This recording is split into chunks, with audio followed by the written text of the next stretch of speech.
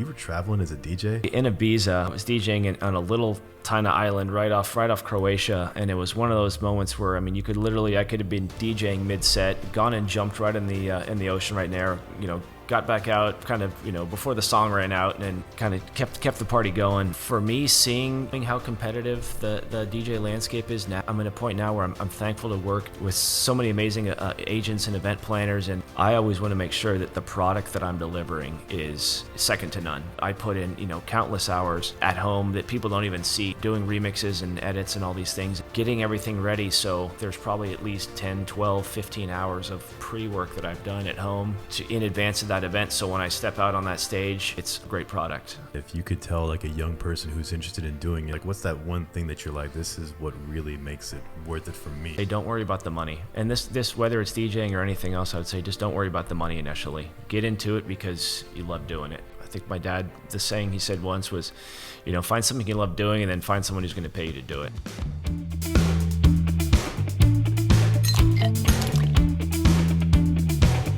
All right, so I think we're all set. Cheers to this episode. Cheers. Thank you for coming out, Scott. Thanks for having me. Before I forget, I got to represent what's happening here. There it is. Yeah. There it is. Yep. With my Andrew Bogut signed Champions hat. Excellent. I wasn't going to go spend $40 on the new one yet. I mean, I'll wait till it goes down. Yep. Did you catch the game? Oh, yeah, absolutely. I mean, it's unbelievable. I mean, just the story of Steph Curry is, I was kind of thinking on my way here about, I'm so fascinated by kind of the unlikely hero story, especially in sports. And I think sports is so analogous to so many things in life, and so I'm kind of fascinated by the stories of, like a Michael Jordan that got cut from his high school basketball team, a Tom Brady who was the last quarterback drafted in his class, almost didn't even get drafted, Steph Curry, small school Davidson, passed over by all these big schools, and now he's, the greatest shooter of all time. And it just speaks to so many, I think, important, life lessons on, of course, perseverance and everything, but just it's so fascinating watching these stories and how these guys just blow up and the sky's the limit, So. I mean, it's amazing. When you think about Stephen Curry's story, you're right. He's a small kid out of Davidson. Yeah, he can shoot, and he was supposed to get drafted by the Knicks, which was the biggest mistake that they made. So that was something that completely changed the face of the NBA. Yeah. And for him to deal what he had to deal with, and for being the non-quintessential big NBA player like LeBron James, who's got the size, the athleticism, he can do everything, and still change the game the way he did with 4 rings. Mm-hmm. I mean, I told someone the other, I think, it was yesterday when they won. It's like if he wins 3 more rings, because he's a point guard, so they don't get beat up in the lane like your centers do, and they go out early with injury and my knee's gone, I can't play no more. These point guards can play until they're like 45. Like I forgot what Ray Allen was.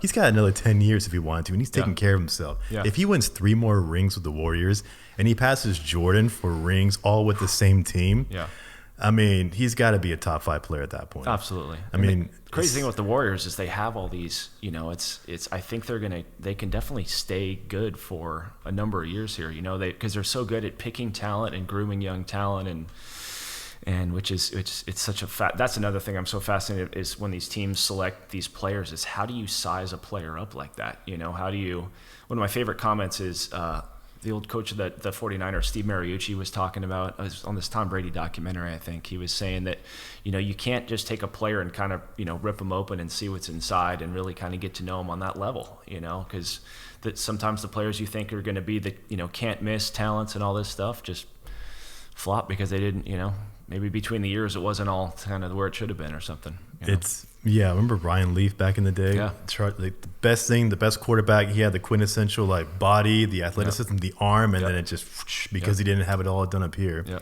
And it's like, I think one thing that we learn as we get older, because we're both in our mid-30s, so we learn, and when we look back on our lives in our 20s, that even though I said I thought I knew a lot about how the world worked when I was 21, I look back now like I really didn't know what the hell I was talking about.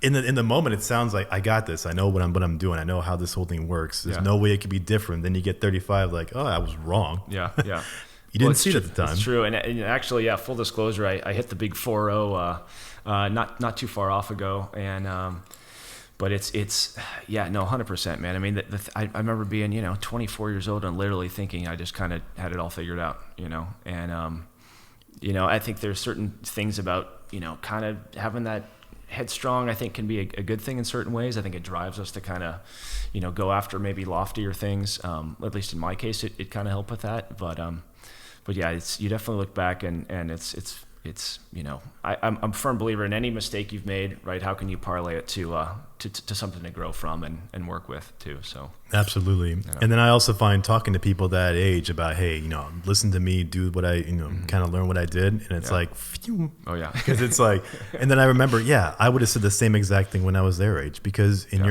and then I get older and I realize it's actually a biological thing. Like literally our minds aren't fully developed till we're like 25, 26, sometimes 28, 29 years old. Mm-hmm. So we literally can't process all these emotions and feelings the same way at 21 that we can when we're almost 40. It's like, no, I see things now. Yeah. Life experience and the mind actually grows and it makes sense in a different way. Yep.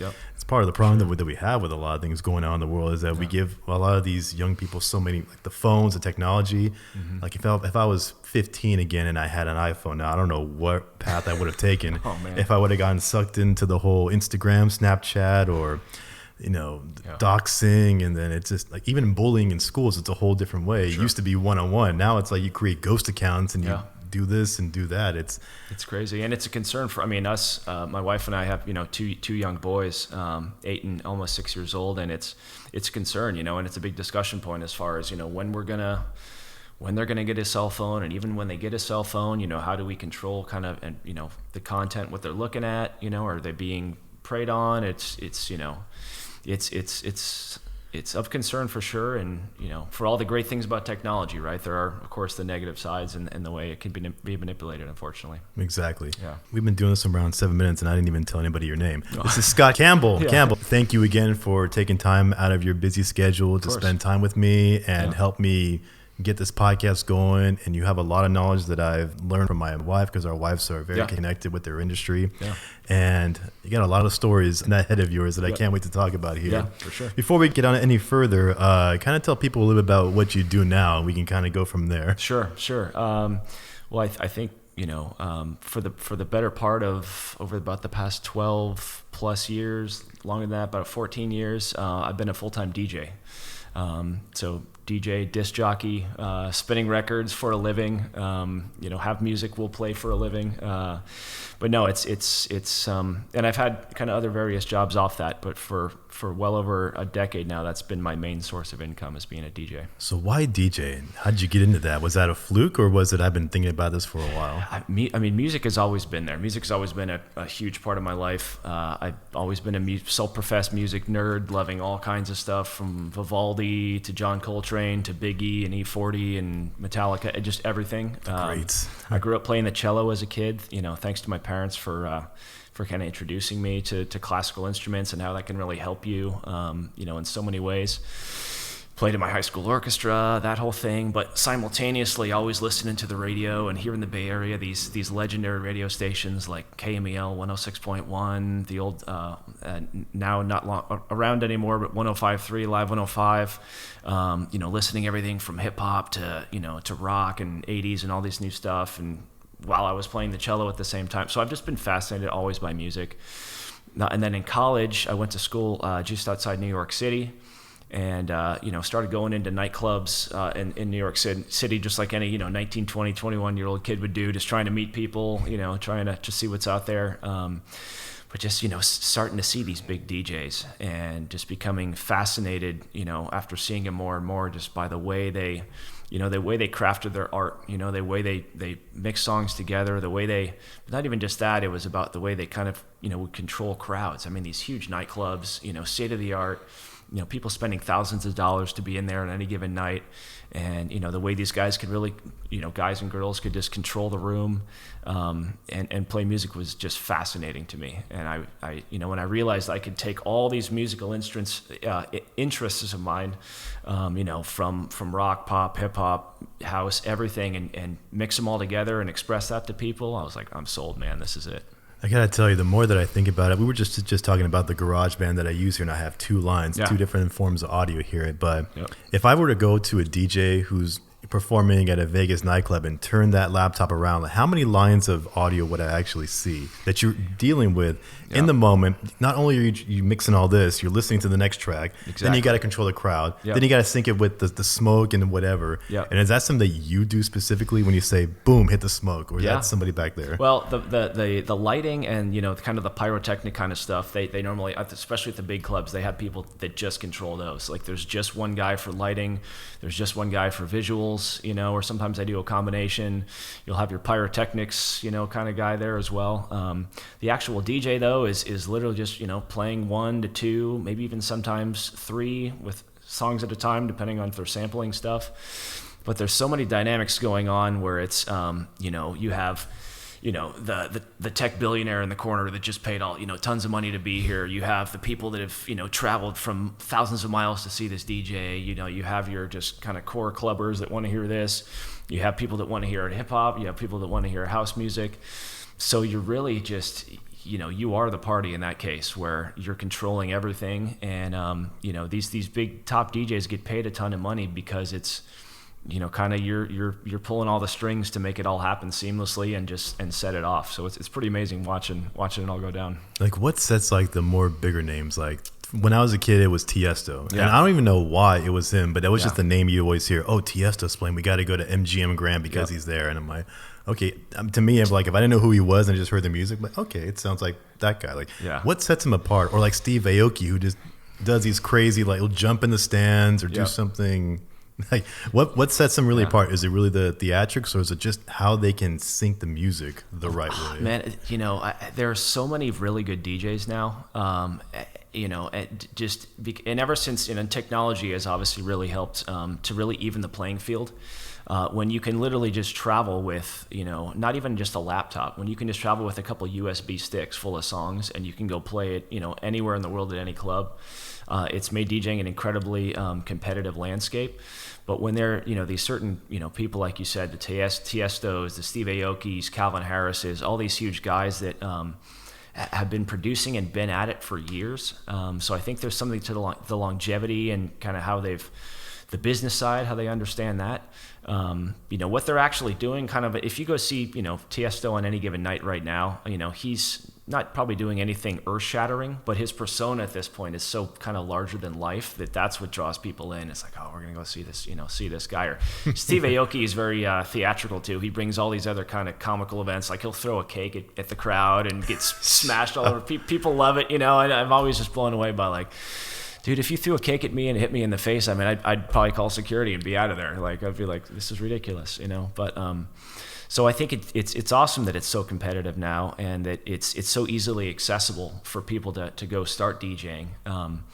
But I think, kind of those who have been doing it a long time like I have, and I'm not by any means trying to say I'm on a Tiesto level, but, doing it for over a decade now and doing it as a full-time job, it's way more about the business side of things than just necessarily kind of the music side of things. And I also noticed that it really speaks to the persona that you create, like you just said there, because have you ever heard of a guy named Simon Sinek or Simon Sinek? Yeah, absolutely. Start with why, right? That's the guy, right? Yeah. He has this saying that he does in all of his speeches, which is, people don't buy what you do, they buy why you do it. Yeah. And if you hear it once or twice, it doesn't really click. But then the more you think about it, the more you put it to real life, people who are successful, whatever their craft is, you really see when people buy into somebody, they believe in somebody. Like with the Tiesto, for example, he could put on a bunch of crap music, but his persona is so high now that if I come and see Tiesto, I'm enthralled. Whereas if some other DJ put the same exact track on, it's like, it just wasn't. 100%. So it's like they believe in him. He made him feel a certain way for so long that he has that with him. So I'm saying he can't do any wrong, but pretty much you get to that level, you're pretty much set because people believe in you and they trust you and they want to go spend the however much money that they're probably charging these clubs to go see him. And you're right, you have that image and that brand. It's something that people actually relate to. So when you do your gigs, do you specialize in weddings, or do you clubs, do you do big events? You had something on your Instagram where the Secret Service was there with you. I'm like, that looked like a fun event. What was it, MoMA? That was down at Moscone Center in San Francisco. And there was a certain head of a very, very well-known tech company doing their annual big convention down there. So this one of the several huge billionaires in this area, and so it's that kind of level where it's like this guy needs Secret Service there. But I for years I did kind of only nightclubs, only bars, lounges, nightclubs. Traveled around. I had a residency in Vegas for a while. Traveled along the West Coast playing. And then I was incredibly blessed to my wife and I, became parents. And so about 8 years ago when that first happened, that was an absolute game changer for me, for us. And I really kind of shifted my focus to, because kind of a lot of things that come with, really being on that nightclub circuit and staying out late till all hours and going to all those after parties, and it's just a different slice of life that is just, for the most part, not very conducive to being a great parent, a great spouse. So, when our kids came along, it was really time to switch it up, and I'd been looking to switch anyway, so it was nice to do so, but started focusing more on corporate events, private events now, which I mainly do now, which is much better for a work-life balance. It's actually, they tend to pay much more as well, which is great. So better hours, you're not out all night long. I can still be up at the Little League game the next day, that kind of thing, which is great.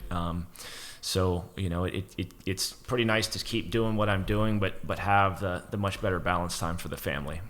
That makes total sense there. Yeah. What was that conversation like with your wife as you guys are getting ready to become parents? Congratulations, by the way, on that. Appreciate it. In terms of what the family needs from you, was it more of the environment of being in the nightclub and the things that you see, or you're out till 2 a.m., or was it the just the fact that you're just gone for 40 hours or 50 hours? What was your schedule normally like anyway? Yeah, it's, the weekends are always gone. You're out, till, the clubs close at least here locally, they do, at 2 a.m. So, you're not getting home till probably at least 3 a.m. If you go to the after party, you're coming home 4 or 5 a.m. And it's just a whole different thing that, me wanting to be the best spouse, best dad I could be, I just said, this is not for me anymore,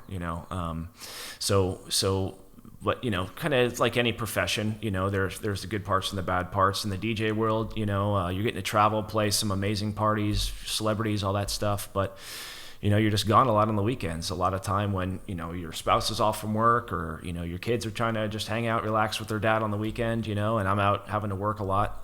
That can be tricky, holidays, I remember, trying to work in Christmas Eves and every New Year's and Halloween's and all this stuff, and being gone a lot there. So that was tricky too, but it's that's been the blessing of being a husband, being a dad is kind of really wanting to put yourself in the best atmosphere, best surroundings for your family, and it's been a much better flow. It's one thing that it's sort of a theme that I've had with a lot of my guests. It's really that balance of trying to find out, how can you have that career? How can you have that family? How can you have the life you want to live? As we get older, we really find out that is so hard to accomplish, especially around here with the cost of housing, the cost inflation, at 8.5% now at the time of this recording, which people start noticing when you have multiple mouths to feed and you go to the grocery store. That bill that used to be $70 is now $120.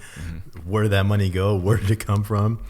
And to be able to say that you've been able to build up a career where you can actually have that balance is something that a lot of people are trying to figure out. What's like when you first started this industry, I'm sure it was just like gung ho, like I gotta do the hours don't matter, I just got to go with it because I'm trying to build something now. 100%. Yeah. And I was first started kind of professionally DJing when I was 25 years old. I got my first kind of resident gig here in the Bay Area. And like you said, you're just taking any gig you can get. It doesn't really matter even what the pay is. My very first quote unquote residency was in Lake Tahoe on a Wednesday night every week for $100. And I lived in San Francisco at the time.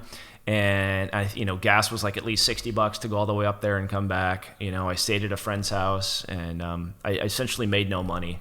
But just the fact that it was, my first kind of regular gig, and just I was out actually DJing for people was all that mattered to me at that point.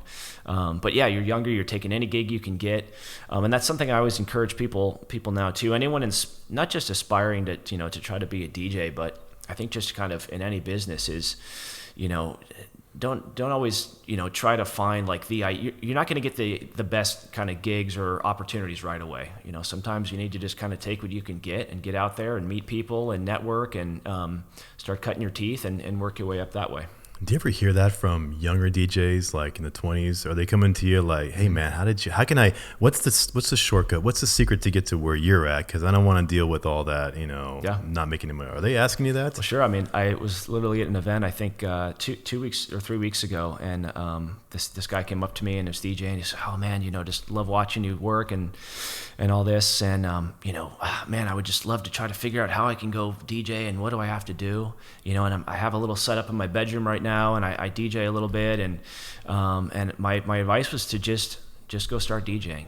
I mean, I think the first couple parties I played was just I invited friends over to the house and just started DJing. So I would do like we have a Sweet 16 party, can you DJ that? Absolutely, I want to DJ. We have a high school prom, can you DJ that? Absolutely, I'm your guy. This DJ friend said his friends were throwing a party in the park, and like the next week I said, go DJ that. Don't be as picky, just get out there and start trying to hone your craft. How young? Like teens, 20s? This guy was probably about, maybe 24.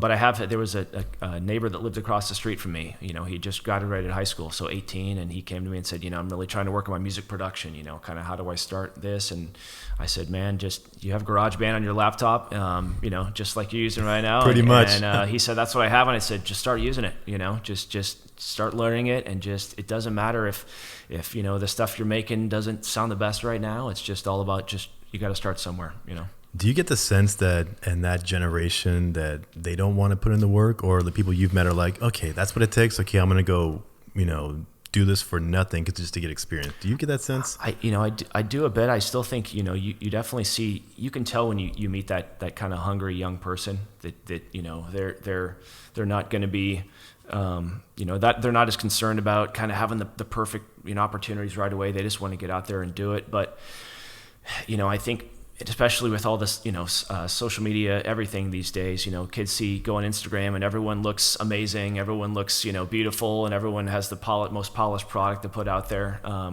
I think, or kids want to take jobs right away and expect to be paid a 6-figure salary right away. I definitely think there's a lot of that out there right now. And it's kind of unfortunate because, the only real way that you get better, that you learn, is to try things, to fail, and to really spend time, practicing and working on your skill, whatever it is. Not even if it's not DJing. If you're trying to, become a contractor or become a dentist or whatever it is, you need that to put that time in to grow your skills and get better and improve. It's amazing how much it's like, oh, I can just do this and make 6 figures right away. It's like when we were growing up, it's like the 6 figures, oh my God, I'm gonna be rich. I'm gonna have, I gotta do this, and eventually I'll get there and I'll have the house of my dreams. I'll live in Bel Air or something like that. Yep. And now we're at a point where, wow, you're like in high school and you think, okay, if I just do some good Instagram or TikTok videos, I'm going to be a millionaire right away. And it's like, where did the sentiment come from? It used to be all about hard work. It used to be like my job now as a police officer. It used to be, 20 years ago, you had that job, you were set, you got in a great career, pension, security, benefits, all that good stuff like that. You can have a long 25, 30-year career, whatever it is. Nowadays, these young kids, or some young kids, not the people that I work with, but some kids in various areas look at that and they say, it's not enough money, I got to work nights. It's like, I want to go do this TikTok thing when I can do my own thing. It's like, wow, you really think that there's always that unicorn out there that makes it and they get all the publicity, like those, Jake and Paul, or Jake Ryan. That's right. Yeah, what's his name? Jake Paul and his brother. Yeah, exactly. There's always the unicorns out there that make it, and then good for them. They did the work, they got the right time, and awesome, good for them. Not taking anything away from them. But for most people, it's like, you got to put in the work. You're going to make nothing. Like you were saying in the beginning, you were losing money driving to Lake Tahoe from San Francisco. But you were doing it for the experience, to learn how to deal with the crowd, to learn how to mix. So when somebody who was going to pay you a little bit more comes along, you're like, look what I got. I got this resume here. I got this party, that person recommends me. It goes along with, but you can't see them in the beginning when all you see is a dollar sign. That's right. I don't even know where that came from. I would do gigs for free. I didn't even care about the money. It was just a chance to go perform and to go, practice with other DJs, to watch DJs I really respected. I got some gigs opening up for, some bigger DJs, and I made barely any money. Probably just got paid in drinks at the bar, and I didn't even care. I just wanted to learn, I think if it's just handed to you, these golden opportunities, or you're handed that huge check right away, that whole learning process of going through all the trials and tribulations and growth that comes with putting in the hours yourself. I think that it just doesn't feel quite as, or I think long term it won't feel quite as satisfying. Because I remember when I was a kid, and I was, probably in my early teen, like 10, 11 years old, my dad lost his job, and he needed to help pay for the family. So he took newspapers when they were a thing. Yeah. He delivered newspapers in the morning. He would get up like at 2 a.m., go to the warehouse, load up the car with all these newspapers. I would come home. I would help him fold them into the little cylinder things that they were, and then if I was still awake and I didn't have school the next morning, I go with them and we go deliver papers. 2 a.m. in the morning, okay, flip that paper there, flip that paper there, flip that paper there. Awesome. And I remember he would bring him his paycheck, and at the time I thought it was a lot of money. It was probably like maybe $150 for the whole month, right? Which to me as a kid was a lot of money. And I know him trying to support the family. It's like it's something, but it's not enough to really. This is back in the late 80s, early 90s, whenever it was. Yeah. But to see him put in that work, because he knew what he needed to do for the family, and actually going with him to actually do it. Mm-hmm. And then he also got a job, cleaning bars at night. After the people left, he would come in. Actually, he would do it in the morning before it opened, and I would go help him. We would go mop the floors, we clean the toilets, we get the bar all set up here. And I'm like, probably the only time when you can be underage going into a bar behind the counter when no one's there. How does this whole thing work? Cleaning the faucets, changing the ice machine so it's ready to go. And it's like those little skills that I learned from my father early on in my life, in my early teens, late single digits, really that carried with me throughout my entire life. So the little things that I do now about making sure things get done in a specific way, I can attribute that all the way back to what he taught me back in the day. Absolutely. So what was like your experience when you were growing up? On the parent thing, I absolutely, my parents, we would get a small allowance, but it was very like you need to go, if you want to go buy that thing, you have to go work for it, go earn it. We're not just going to give it to you. But yeah, I do come from a military background. My grandfather, my dad, and I myself, all in the military, former military. I was in the Navy. I actually went to a military academy for college, just outside New York City.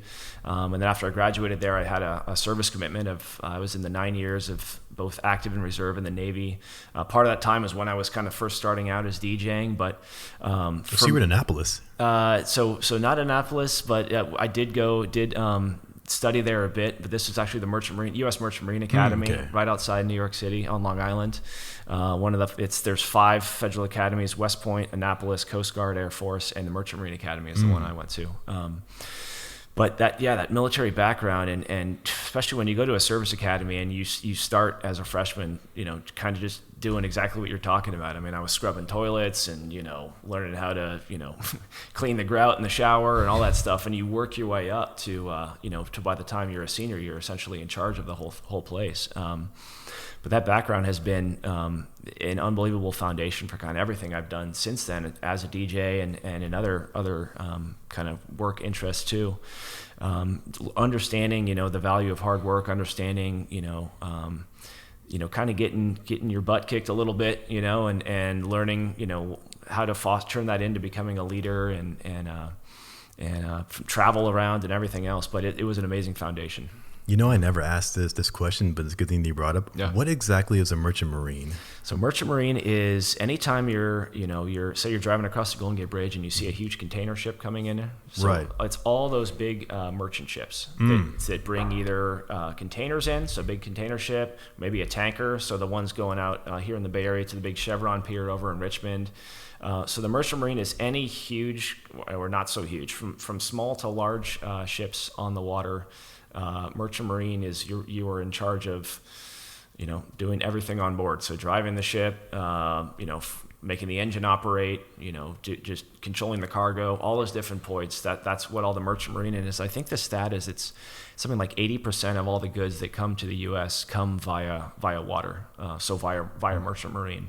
Wow. Yeah. So it's a U.S. government job, but you're not on a Navy ship. You're not on a battleship. So are the ships that you or that merchant marines work on, are they government ships or are they private ones like from the? Some of them, yeah. Some are both. So there's a whole lot of commercial sides, like you may see here. Or just anywhere big companies like APLs or Matsons or big container ships like that.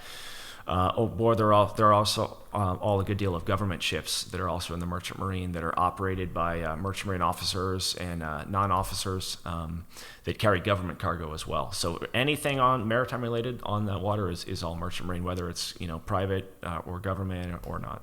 So okay, so that makes more sense now. So let's just go back to the Iraq War in 2000. Yeah. Forget your position on that whole thing. Yeah.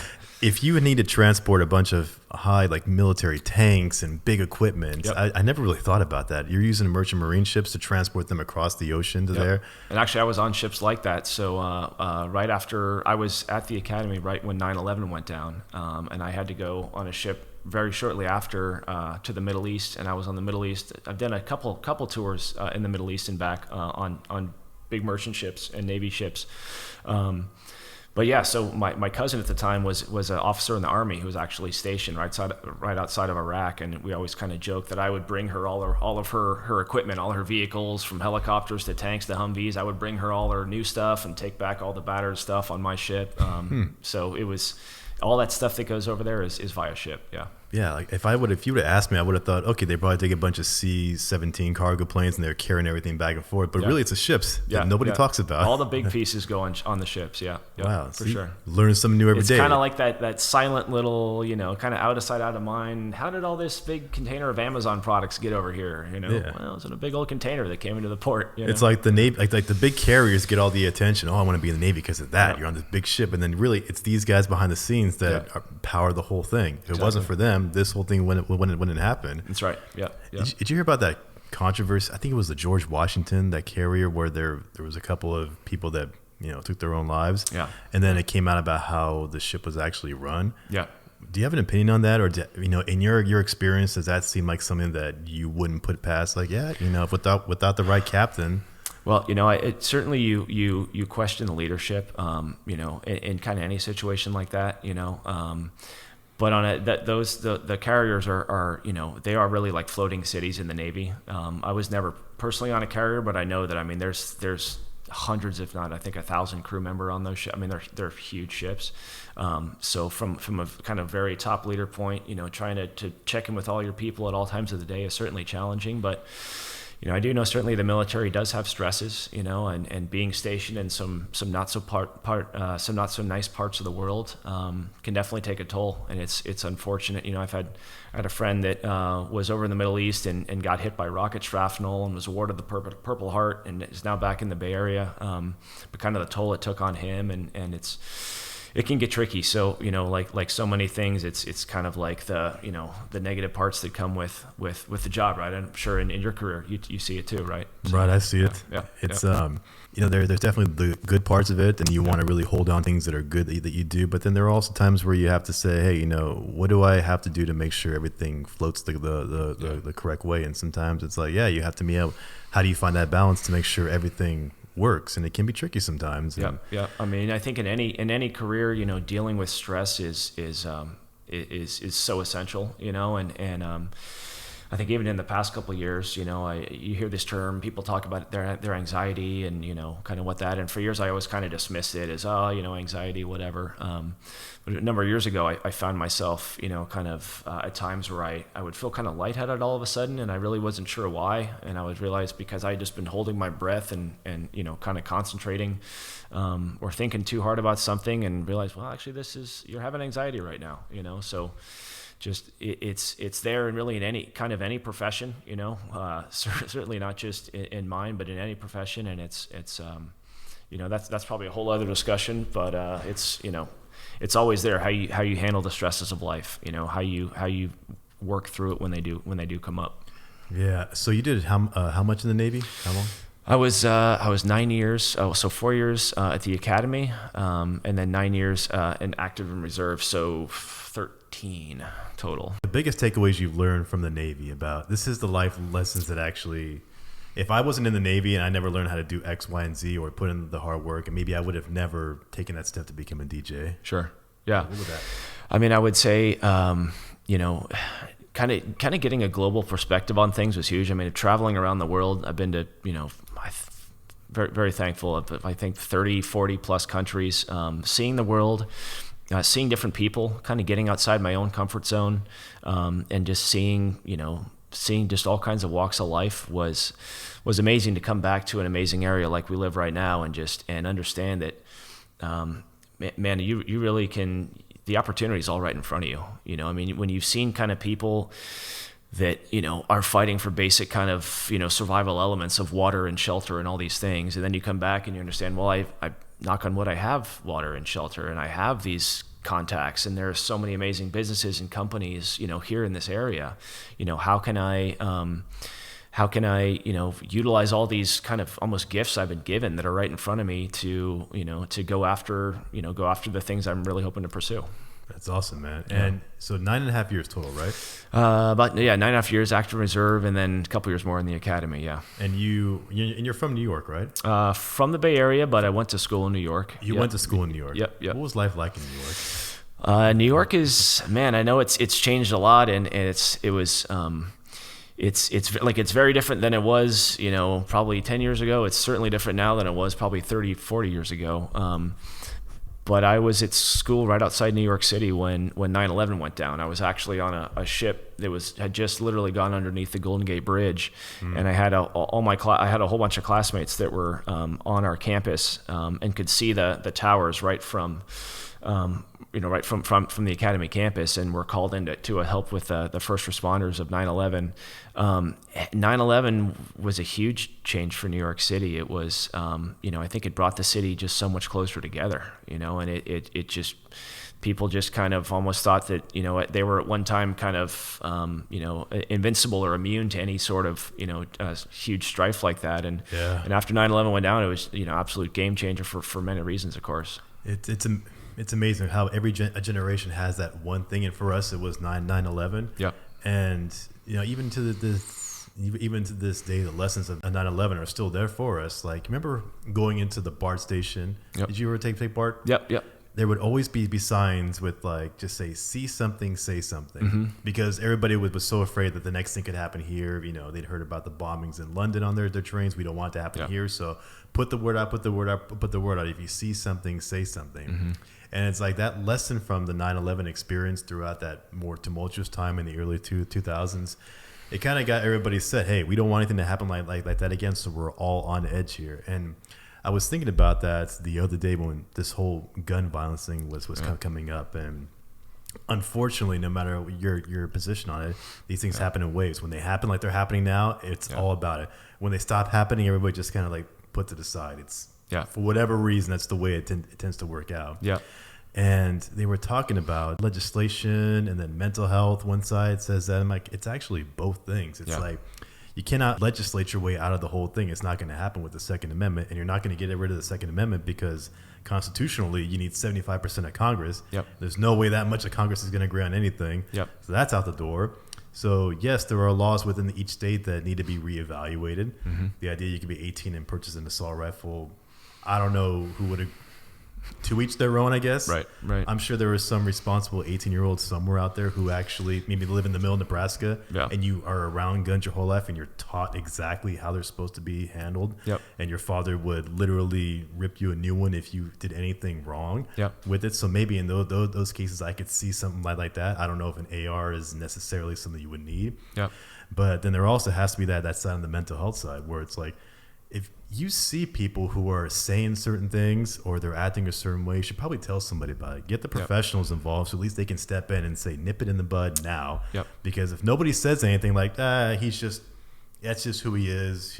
He just says a bunch of nonsense. He would never do that. And then something happens and it comes out, how come he never said anything? Well, I didn't think he would actually do it. Well, you know, had somebody known earlier, we could have stepped in. For sure. So, and I think just as a guy, I mean, and I'll speak for guys, you know, only, but I think us guys is, you know, we often kind of are afraid to ask for help. You know, we think it's maybe not kind of quote unquote manly enough or tough, and it's, you know, just kind of suck it up, kid. You know, that's what a lot of our kind of dads would tell us, just suck it up and get out into there. But it's okay to ask for help. You know, it's actually showing, you know, to me more strength and more courage to do that.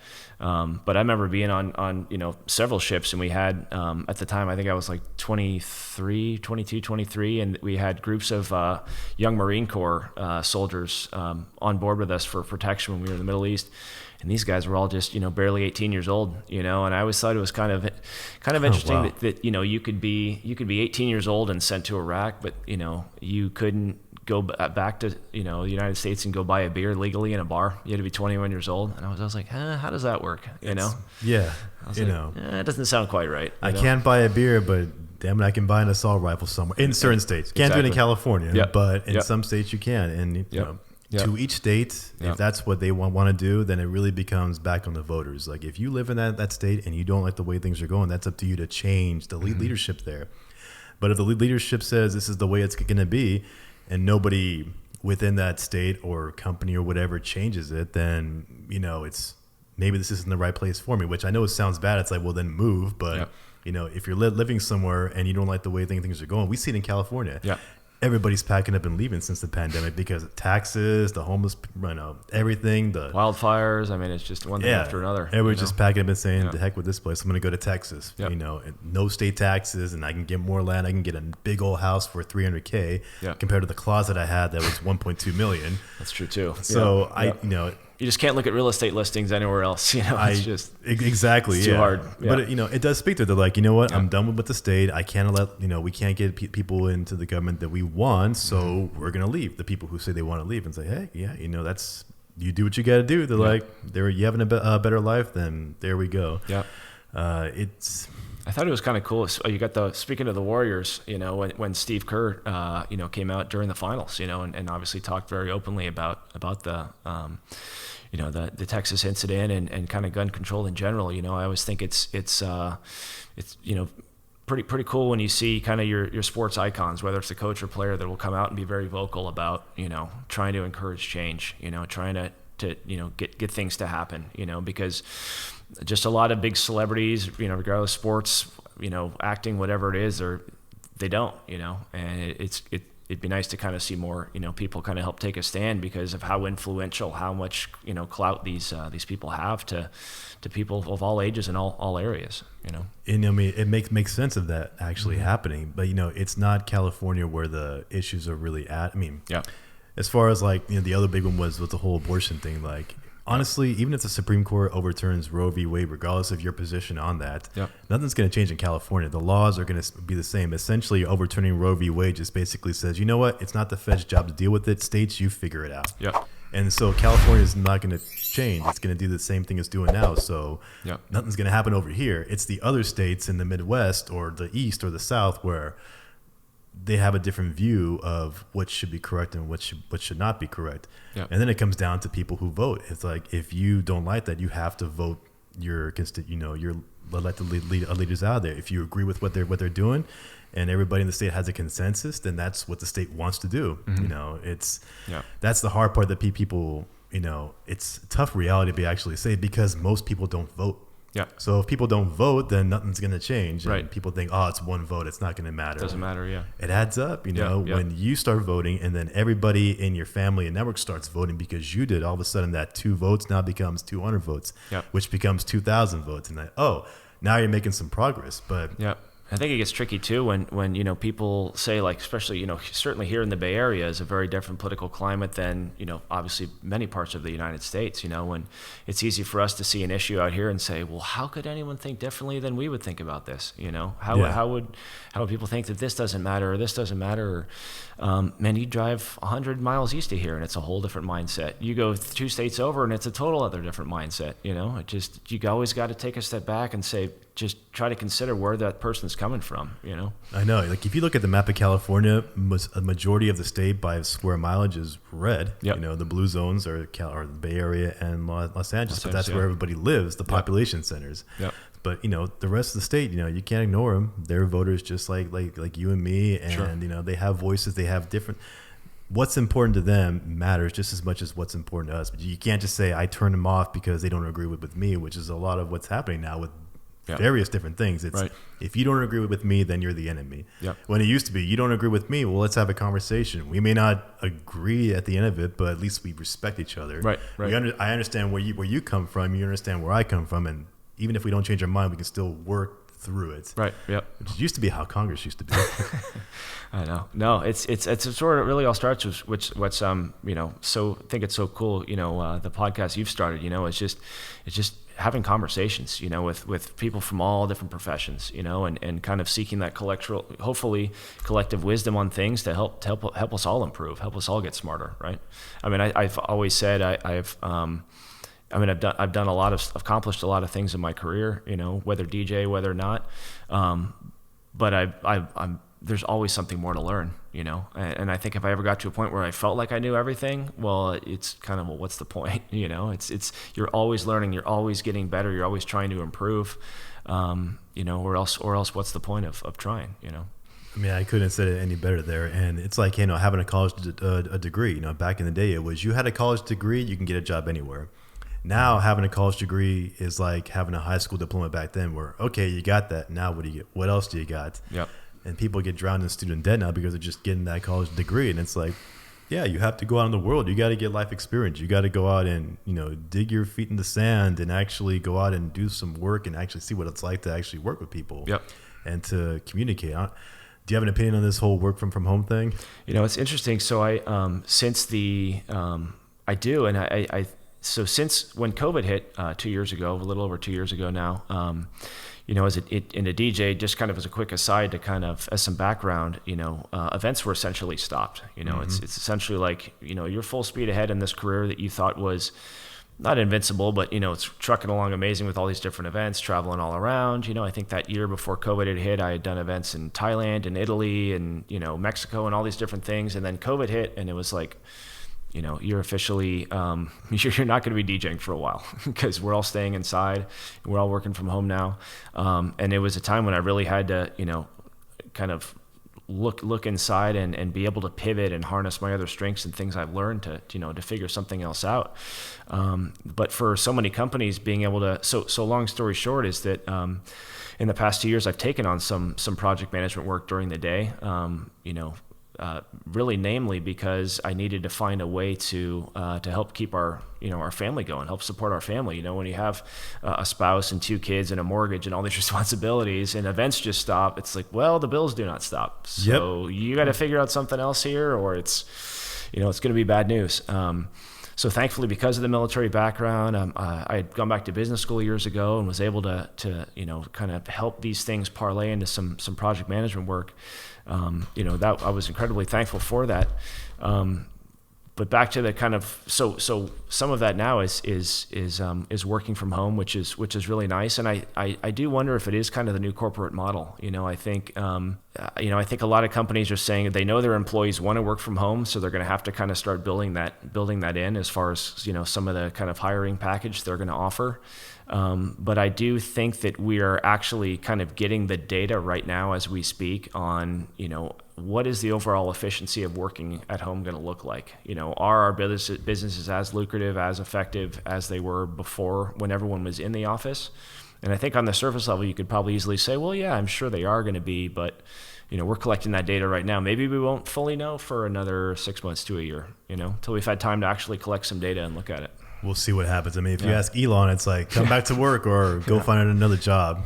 I mean, some people hear that and they're like, how could you ever say that? You don't know what it's like. Then there's the other side that said, actually, yeah, if I need you to come into the office, it's if you don't want to come in, somebody else will. So like anything else, there's 2 sides of the equation. Yep. Actually, you brought something up that was pretty interesting. You were traveling as a DJ? I was, yep. So how did that come up? How did you get gigs where you're like, hey, I can get to go overseas? Was it with the company? Were you just like finding ads on Craigslist? Like, okay, I'll go over there. Yeah, searching the Craigslist ads for Italy or Mexico. Yeah, oh, that sounds good. No, thankfully, it's, and again, this is kind of part of, growing your network and meeting people and, kind of one event led to another, and was fortunate to get an agent or two to help with that. So the agent would kind of handle all those bookings and whatnot around the world. So yeah, I mean, got to get DJ in Ibiza and Italy, Greece, Croatia, Mexico, Thailand. I mean, places I kind of never in 1,000 years would have thought, yeah, you're going to be on this little Greek island or island just DJing right now. It's kind of, you pinch yourself in the moment and just feel incredibly thankful for those opportunities. So is Ibiza really that party island that everybody says it is? Like, you probably should have gone when you were 22. You would have never. Yeah, probably you should knock out that when you're when you're kind of single and free and got no cares in the world. Is probably the best time to go for sure. But even not. I mean, it's an atmosphere where you look around and it's so kind of like postcard material in some ways. It's just like so picturesque, and the music's amazing, and everyone's just in a great mood, and there's nothing kind of seemingly negative in the air as far as people trying to hit on each other or just being offensive. It's just everyone's just kind of relaxed and enjoying the scene. It's pretty cool. What was like your most, if you could think back to all your DJing, especially overseas, do you have that one story that sticks out? Like, let me tell you what happened in this place here that you would never believe. It was so actually in Ibiza. Well, the year before I was DJing on a little tiny island right off Croatia, and it was one of those moments where I could have been DJing mid-set, gone and jumped right in the ocean right there, got back out kind of before the song ran out, and kind of kept the party going. So there are moments like that, but it was and then the year after that had a big company that had a friend of mine and I out to DJ on the cruise ship. And it was interesting because the head of the company was a huge music fan and knew all these huge DJs, and actually flew Kaskade out, who's definitely been one of the biggest guys in recent memory out. The only problem is really no one else from the company had ever heard of this guy. So it was like literally you had Kaskade at that time, one of the biggest DJs in the entire world, DJing on this ship for only about 30 people, and no one really knew who this guy was, at least in that party. I think the week before he had done some huge festival somewhere in front of probably 60,000 people. The week before, the same deal, Vegas residency and all that.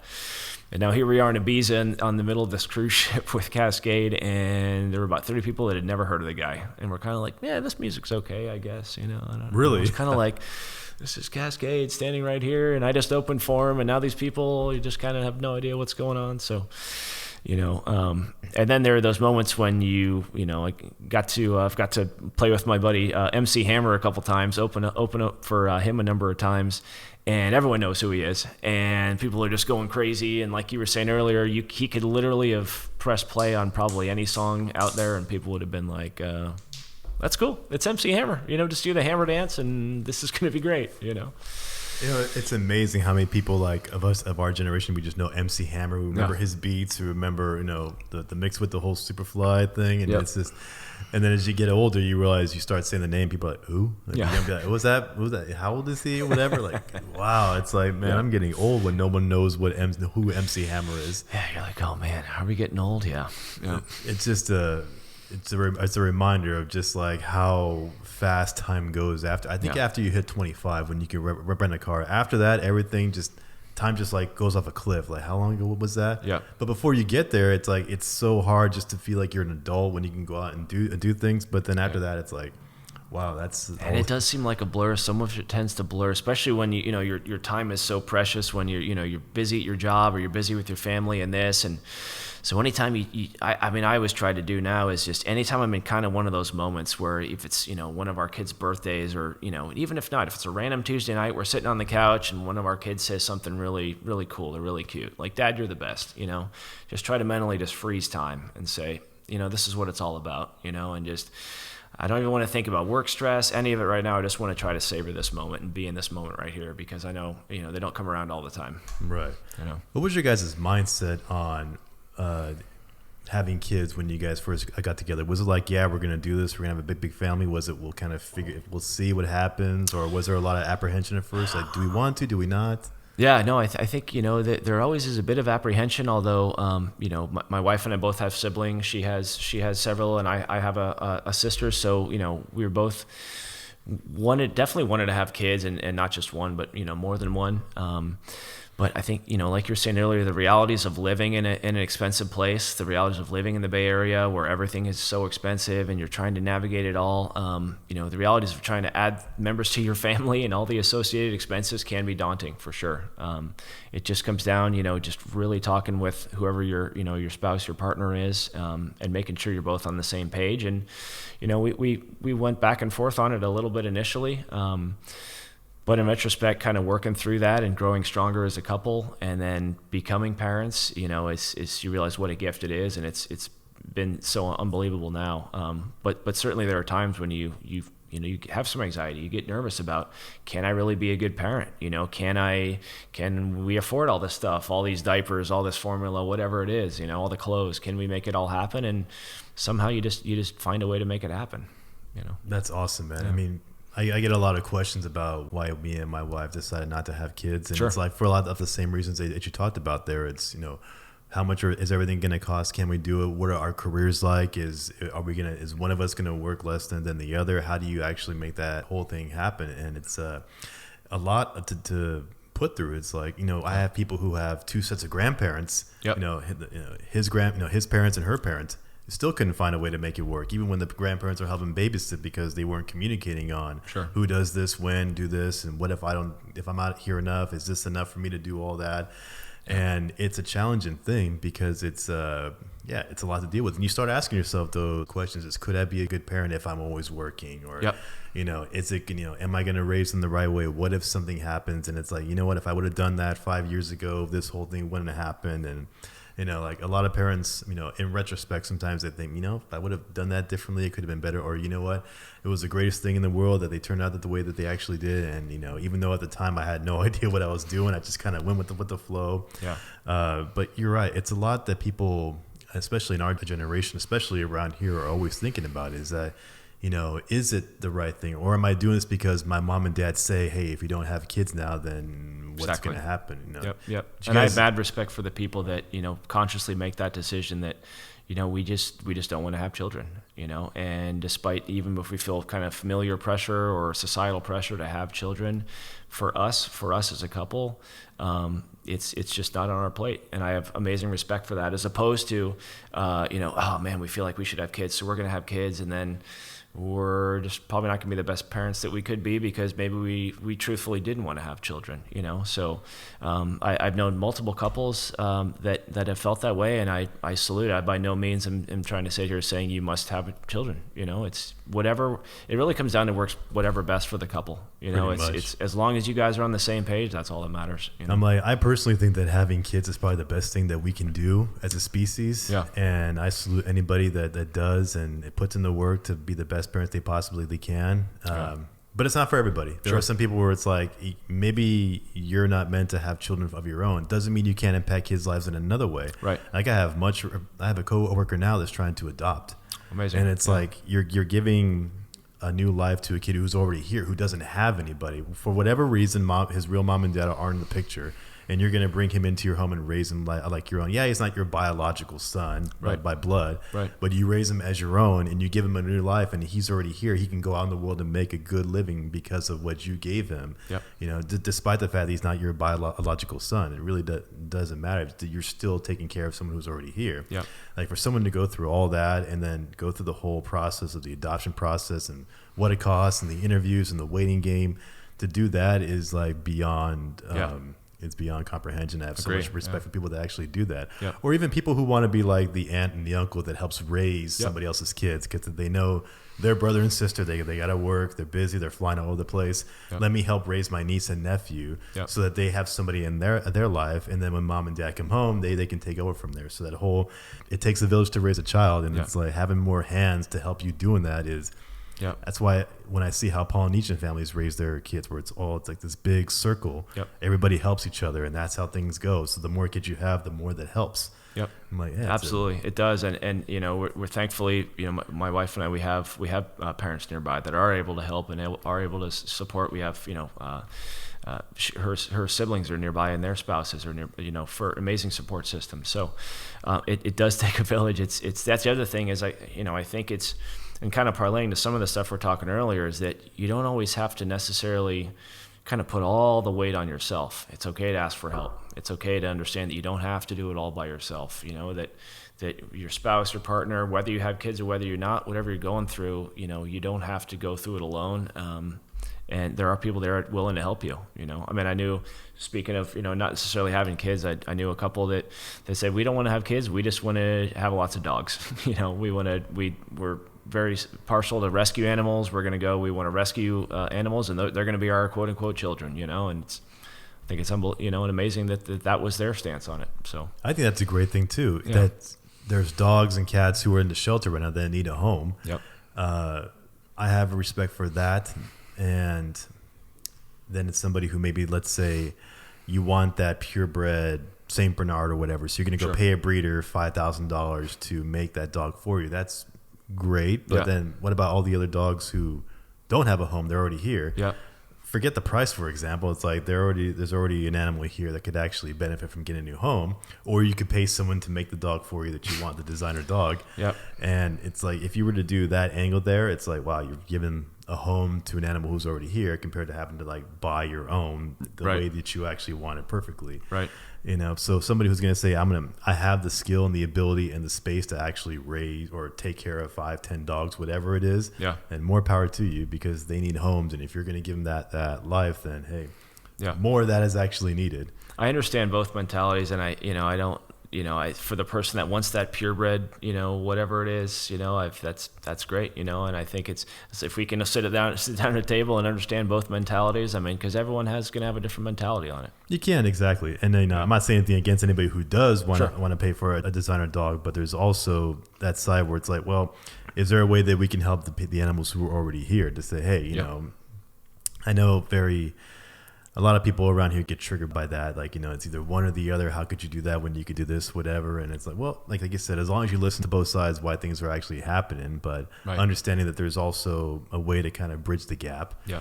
It kind of comes back to this whole thing here, just having a conversation about, you know, how things actually work, why people do what they actually do. And you can actually learn a few things. Yeah. You know, sometimes we get to set up in our own way. This is why things are, and this is just how they are because they work in my world. Yep. You go to Texas or you go to Nebraska, it's a different world. Yep. And unless you're willing to listen to somebody and say how they actually, this is why we do it over here, you just close yourself off. We're going to continue having the same problems that we do in the world where, you know, no one's listening to each other. No doubt.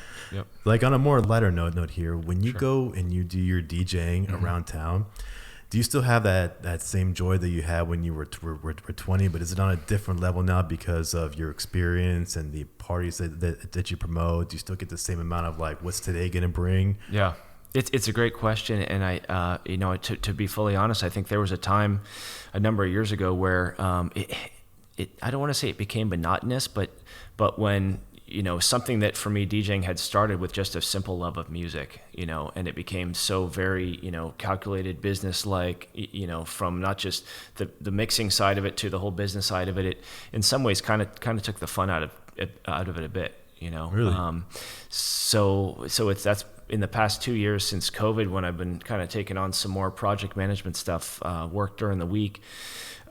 It's in some ways it's been pretty awesome because it's brought me back to kind of that initial joy of DJing, you know, when I'm able to thankfully be a kind of a bit more selective in some of the events I'm doing, you know, and I do have kind of some other ways to help you know, keep our family going. It's like absolutely a total pleasure to when I get to DJ now, you know, and it's maybe it was COVID was a piece of that too, is when we were all closed in for so long and we weren't sure when the end was going to come, and then all of a sudden here we are you know, we've had all this time inside, now we're able to celebrate together again, you know, that plays a piece in it as well.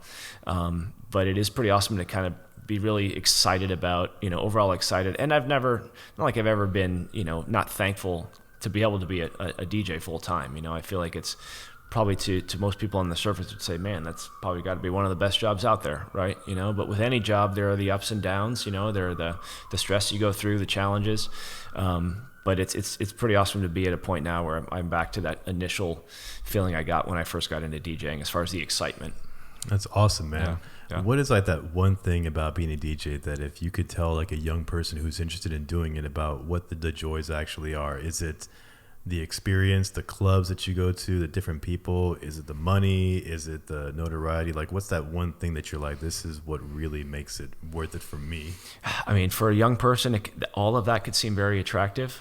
But I would say, at least I would say, don't worry about the money. And this, whether it's DJing or anything else, I would say, just don't worry about the money initially. Get into it because you love doing it. If you love, I think my dad, the saying he said once was, find something you love doing and then find someone who's going to pay you to do it, So it's like, don't necessarily get in because you want to have a big paycheck or all this, kind of be able to travel and meet all these cool people. Get into it because you love doing it. And it doesn't matter kind of what your first events are you're doing, start off in your bedroom, start off throwing a house party, start off doing whatever it is.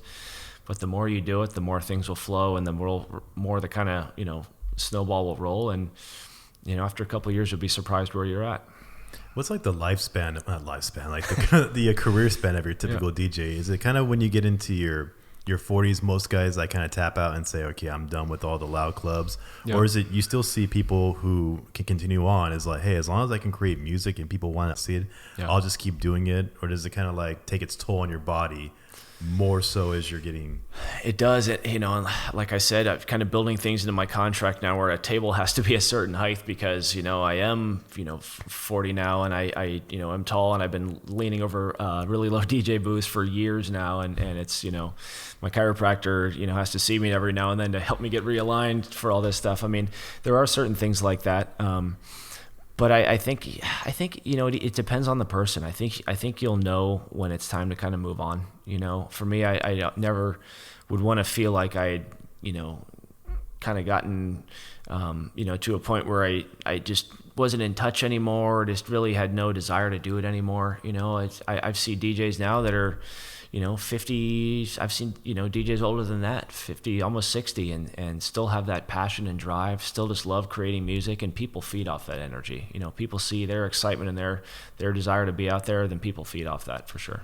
Age really is a number now more than ever. It's like if you take care of your body and you eat right, you could be 50 but look like you're 35 or whatever to somebody else who doesn't know, oh, you look like you're 35. I'm 50 whatever, because I take care of myself so I can prolong my career, enjoy things more than I could if I just let myself go and became like, dad bod, bad eating, and then just, screw it, doesn't really matter. And then, that's how people age a lot faster. Yeah. And I know there's some big DJs, I think like Steve Aoki doesn't drink at all. He's all green. There's some other prominent DJs that are very particular about what they eat, their exercise routine. They don't drink, they don't party, they don't do crazy drugs, all this stuff. For them, like you said, to have that longevity and be able to put on those huge shows all the time, it does take a lot physically on your body, and mentally. And if you're, kind of rock star lifestyle, don't care all the time, it's, you're gonna fuse out pretty quick. That's amazing. I never thought about that some of these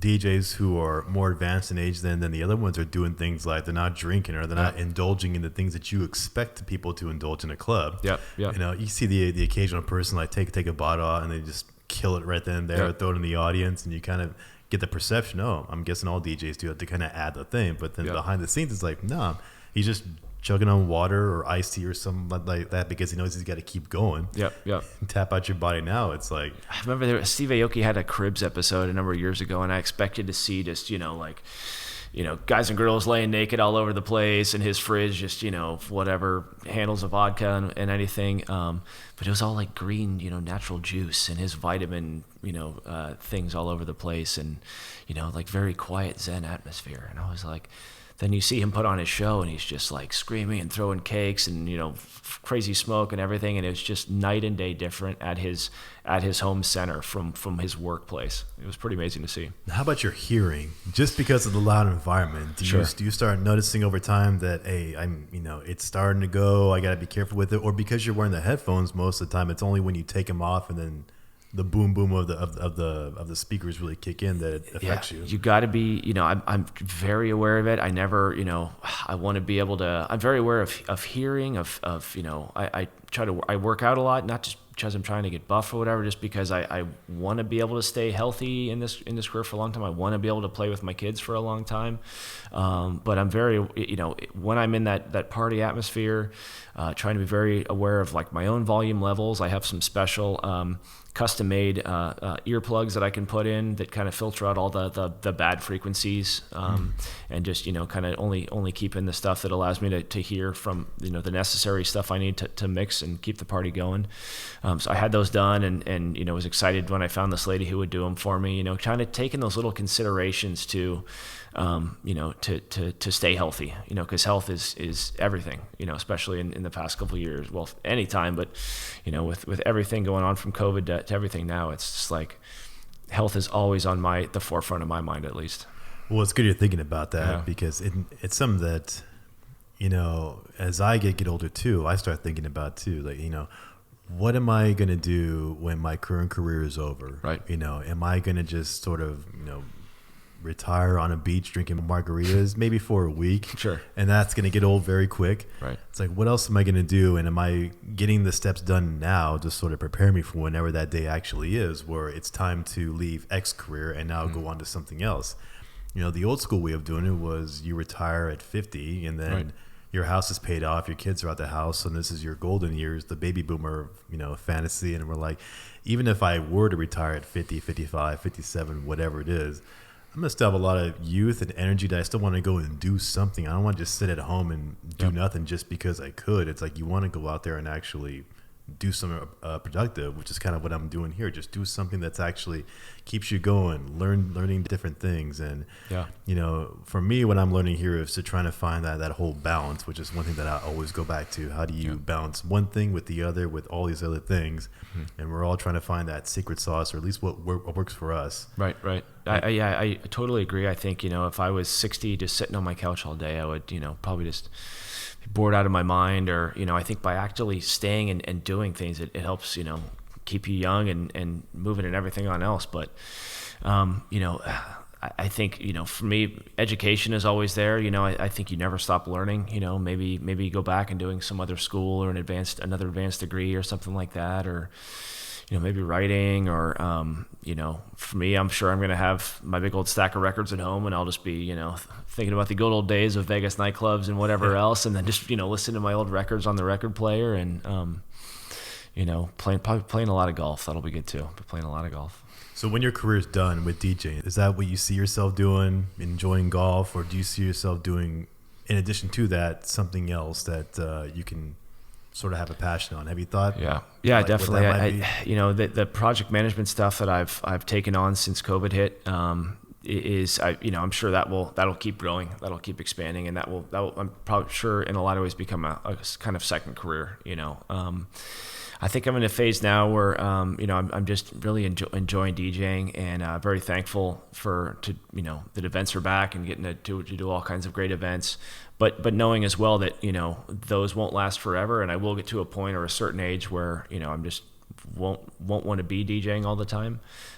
So enjoying it while it's here, and always kind of keeping an eye out on that next, kind of venture like you're talking about, and keeping an eye out, whether it's, work related or not. I'm sure a lot of it will be, stuff that my wife and I, things we'll want to do, from traveling or trying different things. I'm sure our kids, following them around when they get to be, going to school, whatever they're doing career wise, following them and living through them, and seeing all their joys and what they're doing too. So, Do you see it as in the career of DJing, where the longer that you do it, the more experience that you get, the more you can keep up with the times, the more people want to bring you in to actually do the gigs? Or do you see it as, like, professional athletes are a good example? You come in here, you're the top talent from college, you're king of the hill, you're like Kevin Durant or LeBron James, but then you hit a point where it's like, now you can't perform the same way as you used to, but here come these young kids that are coming in, they're basically taking your place. Do you kind of see the same thing, or feel the same thing in DJing, or pretty much as long as you keep up with the new music, it's still going to work for you either way? I think it's a great question, and I mean, for me, seeing, knowing how competitive the DJ landscape is now, seeing that, you can get the 16-year-old kid that just goes and buys the digital turntable thing and can be playing a party, that night, that kind of stuff, I think does certainly keep you motivated.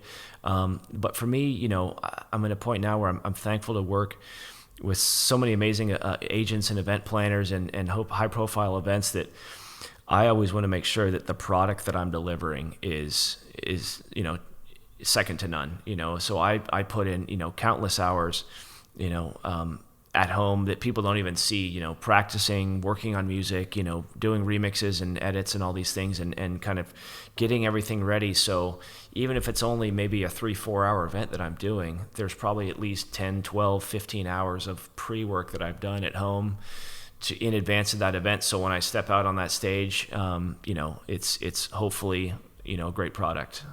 You got to put the work. I'm a firm believer that if you don't put that work in, the quality will suffer. That's crazy. Do you have a specific genre, or you pretty much, hey, what is it the client want? You want this? Okay, I'm going to make that happen, even if that's not my normal specialty music. How does that actually work? Yeah, I love, as I said, I love all kinds of music. So, and I'm thankful to, some nights maybe do this kind of set or this kind of set or this genre or that genre. And to me, that's what I kind of feed off, is that it's always a different challenge, something new to wrap my head around, and it's the kind of music I haven't maybe as familiar with, or don't maybe not as that, but that I don't play a whole lot. For example, here in the Bay Area, there's not a ton of country music parties. It's just not really that part of the United States. So, did a wedding 2 weeks ago, and they wanted a whole bunch of country music, and I just don't play a ton of that because it's not really that scene in the Bay Area. So, kind of practicing a whole lot of stuff like that at home. Those kind of challenges are cool because it's like something new. It's like the new egg to crack. It's like, oh man, I want to get into that and try to figure that one out. And So how does that work when you have a genre like country that you're just like, I've never really dealt with that, but now you're thrown into the fire. I got to perform a party where they want country music. Yeah. Like, what's the first thing that you do? Do you just go and find like the top, country music stars that there is, and then just kind of work from there, or do you? How does that even work? You want to make sure, you kind of get your hits down, get your playlist all knocked out. So you'll talk to the client, you'll seek recommendations from them and make sure that you kind of have all their favorites included. You'll certainly consult with charts and stuff like that. And I've been doing it long enough now where I definitely kind of know, I definitely know a bunch of good country stuff, but and then from a technical level, it's once you can, understand that each song, regardless of genre, has its own, and not to get too technical, but it has its own kind of tempo that it's at. You could mix anything together. Like if you had a Beethoven song that was at 120 beats per minute, and you had a Calvin Harris song, you could mix them together because it's just like riding a bike. It's like the two wheels go at the same time. Wow. So it's kind of like stuff like that is. When you figure out the basics like that, it's kind of the sky's the limit. You ever get people come up to you afterwards saying, that was so awesome, do you have an album because I want that song? I do. They'll say, hey man, do you have any mixes up? And that's all from my website where they can see all the mixes and stuff like that. Yeah, that's awesome, man. Yeah. So like the hours that you're putting in prior to a gig, especially a big one, especially when you may not be as familiar with the genre. Yeah. What is that like at home, and how do you like have the conversations with your wife saying, hey, this is I need to spend time on this for like 10, 12 hours, a couple of days. How do those conversations go? Yeah, you definitely try to factor in your, kind of work time around certainly your family schedule, right? So it's important to me to kind of have like those meal times when the kids get home from school, when we have, they're taking their baths, getting ready for bed, all that stuff.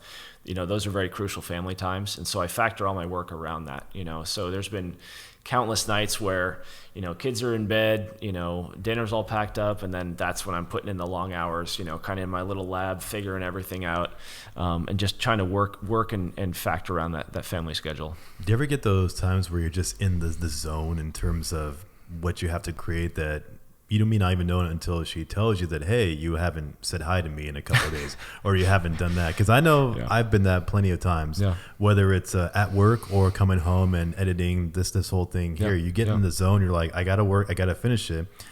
And it's so easy to forget, like, oh, I never said hi to you, or I haven't hugged you, or whatever it is, because I'm just so in zone. And it takes me, I don't know about you, but it takes me a second to actually be able to step back and say, all right, I need to tune my brain off of what I'm working on because I'm so into it and realize, oh, there are other things. And that's one of the things that I tend to struggle with a lot too. When I'm trying to either be at work, it's focusing on that. I come here and I do this, it's focusing on this. And then being able to flip that switch to say, okay, close this. It's family time now, or it's me and her time. And she doesn't have a lot of time because she's working as well. Are you kind of in the same boat as me? It's true. I mean, there's been those nights when we kind of like, my wife will get home from work and we'll kind of high five and I'm off to work, and we'll kind of have those quick exchanges sometimes. And then times where, I'm kind of in my zone working and kids will bust in the door with busted his knee on this or something, or my wife will ask me about this, whatever it may be. Just need some support or need just need to talk about something more real than kind of this event I'm getting ready for. And it can be challenging at times, trying to get out of your little zone that you're in and kind of switch your brain, like you said, and take a step back. And it is tricky, and I think just with practice and working on it, but it's I'm not sitting here trying to say I'm an expert on this stuff. I mean, I'm always trying to learn as well. It's because it's tricky. It's a never-ending thing. It's that yin and the yang. There's that energy that a lot of guys give off, and an energy that a lot of women get off, and we're working together to help us balance it. But then it's easy for us to forget it. We get too much into our own way. We forget about the other side of it, and it's one of those things why being in a relationship or a marriage for multiple years, 10 years or whatever is more. That's where the big challenge comes from that I've seen, is being able to shut certain things off and realize, your partner's got their own things going on too. And if you don't respond to that, how things happen. And a lot of problems that I see with friends, co-workers, or acquaintances is that we get so focused into this whole zone. And I've been guilty of it too. Hey, I need to go out and make all the money because I need to take care of this bill. I got to prepare for this, retirement account. I have to go take the cars to get fixed. I got to go, buy this and build that, whatever it is, because we're very technical. I mean, I don't know if you're the same way, but I'm very technical. I got to get the tasks done. And then I never get time to actually step back and say, oh yeah, there's the emotional side. There's the, I need to sit down and talk to you side. It's foreign to me, and sometimes I have to work on trying to explain it to her so she understands this is how my mind works. I think a lot of us forget about that people's minds work differently. It's true. So what's obvious to me is not obvious to you, and vice versa. And it's like, just even understanding that helps things go a long way. It's so true. Understanding kind of the mentality, where that other person's coming from. Maybe your day was amazing. Maybe they had a horrible day, and kind of taking that step back to, put yourself in their shoes for a minute. And it's not just a spouse, it's talking to people at the workplace and understanding where they're coming from. But it's so crucial because like you said, people do think different ways and people process information differently. And this goes back to, we were talking about earlier, I mean, with gun control and abortion and everything else, is that people just process things differently. But on an intimate level, with your spouse or your partner or whatever it is, it's, it can be tricky, and I think that's where just it all comes down to communication in my mind, is just being open with each other about the challenges and trying to get on the same page. Need a refill? Absolutely. Thank you. Hold on. I'll just pass it down to you since it's long tables. There we go. This is good stuff. It's the way I kind of like to explain it to people sometimes is like, if you have a coin, me and you could be looking at the same coin, but you're looking at heads and I'm looking at tails, but we're like, it's the coin. We're not realizing that there's something on the other side that they see, but we're both looking at the same exact coin. It's true. And I see so many people like, nope, it's tails. If you don't see tails, well, you're an idiot. Well, from their side, it's heads. It's the same freaking coin. Yep. But we don't actually take the second to actually say, all right, what's going on here? And, I try to make sure that I explain my side of it, but also realize there's another side that maybe I just don't see, and no matter how much I try to wrap my head around it, I can't get it. But knowing now that there is another side to it and accepting that and saying, okay, this is how you view the world. It's different than how I view it, and I can't explain why it's different, but it is different, and I know it's different for you, so we're going to work with that. That's how you see it. I'm going to work with it. Yeah. I think it's kind of interesting, and I would ask you too, kind of how you because I know your day job can be, pretty crazy at times, and it's not that I'm trying to say our careers are very similar, but it's like being at a crazy event or being in a crazy situation to your work. It's kind of like when you come home, it's kind of how do you, kind of, turn off or kind of reset to be there for your family. You know, it's amazing with that one. And thankfully I work in a city where I don't see the worst of, well, depending on how you want to say it, I don't see the worst, the things that you see on TV all day, every day that happen like in Oakland or Stockton or South or East LA, whatever. I don't deal with that on a daily basis. And I'm thankful that I work in a city where we all work together between the department, the community, the city to make sure that the city is well run and it's a place where you want to live at.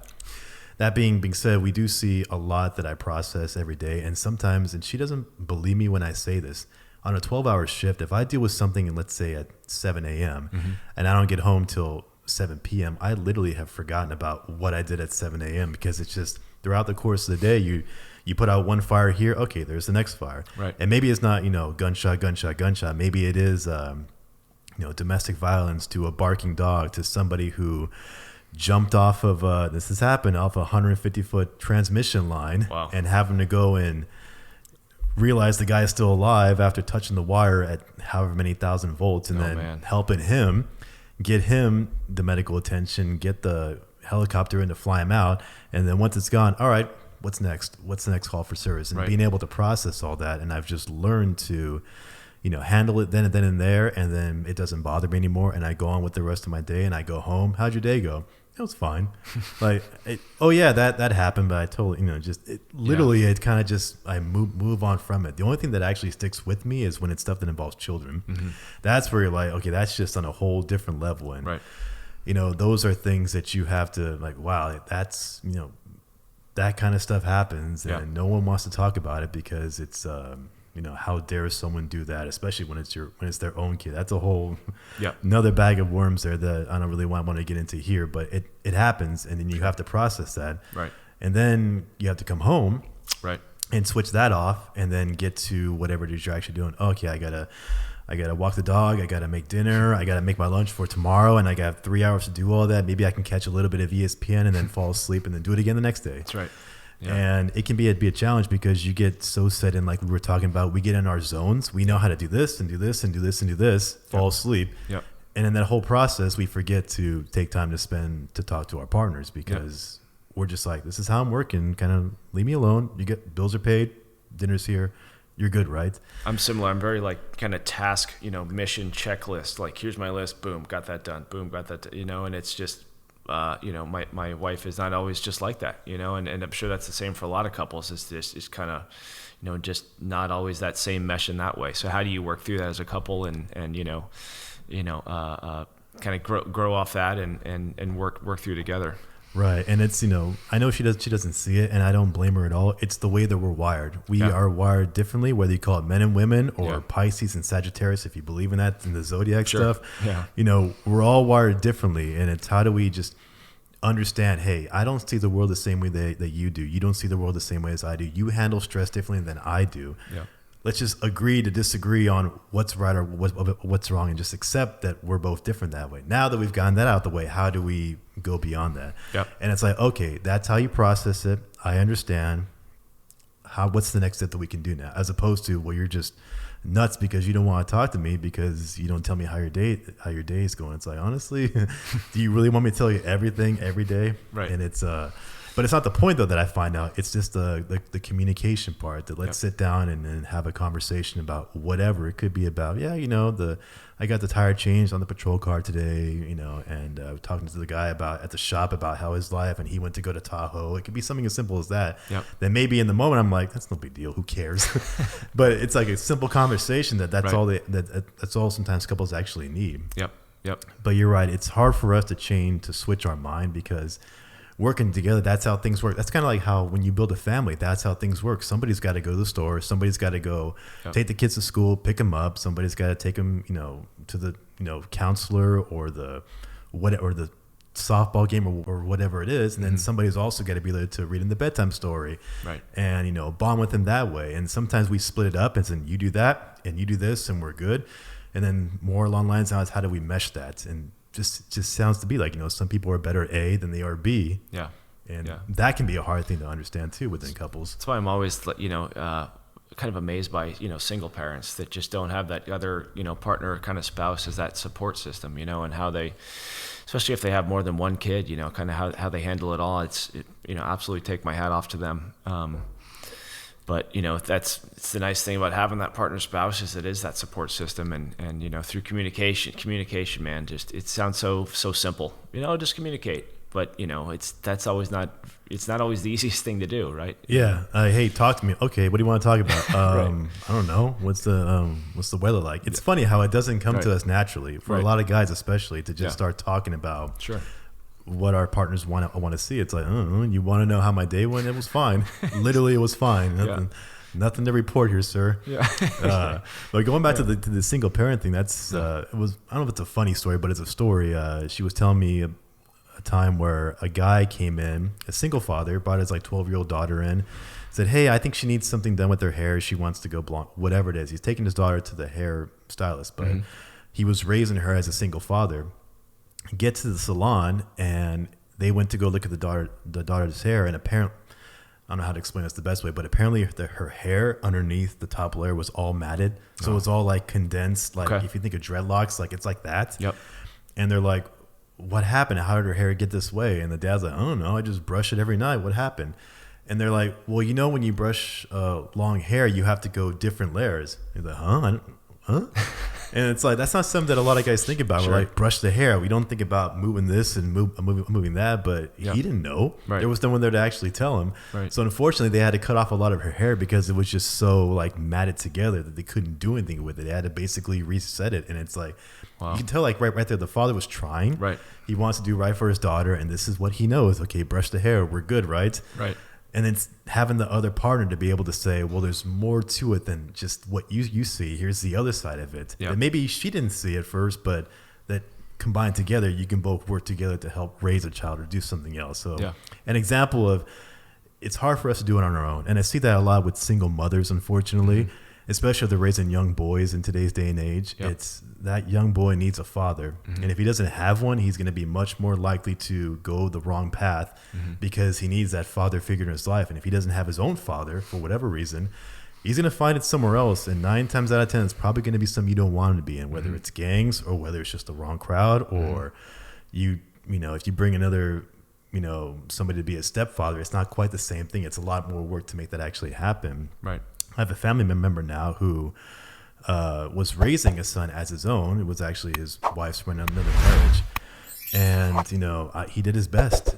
But, the kid now is in his mid-20s, and he's got a lot of problems. And he just never, as much as my relative tried to work with him, it just wasn't, it just didn't buy in. Whether the kid blamed the father for not being there for him, the real father, or whatever it is, this kid just went down the wrong path in his life. And it's trying to get him set straight, but it's hard. And he had, and my relative pretty much had to face the facts where we just had to cut him off. And it's we can't do anything for him. He's an adult. And if that's what's going to happen, then he's going to have to go through the justice system because he's making those choices. Oh man, that's so challenging. Yeah. It's you're right. It's if I'm going to have kids, it's we both had to do this together, me and my wife, because we both had to be in his life or her life, and we both had to do our part to do what's best to make sure we raise them. And maybe I can do my part if we had kids to make sure that they understand what the world's like. Yep. And you can do things that I'm just not as accustomed to. Sure. And that's the beauty of it, is that you each bring your different strengths to the table, and you like us as guys, we don't have to necessarily know all the ins and outs. We don't have to do it all. We have our partner there to help us with the rest of it.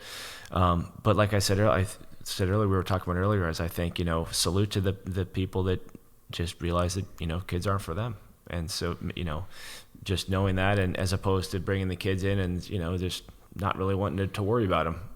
We had kids and now they're kind of a drag. And so I'm just going to forget about it. It's not ideal. So, but just being on that same page with your partner about whatever you guys want to do. If you can go back in time and tell your 20-year-old self about what life is like at 40, would you believe how your life turned out? Oh man.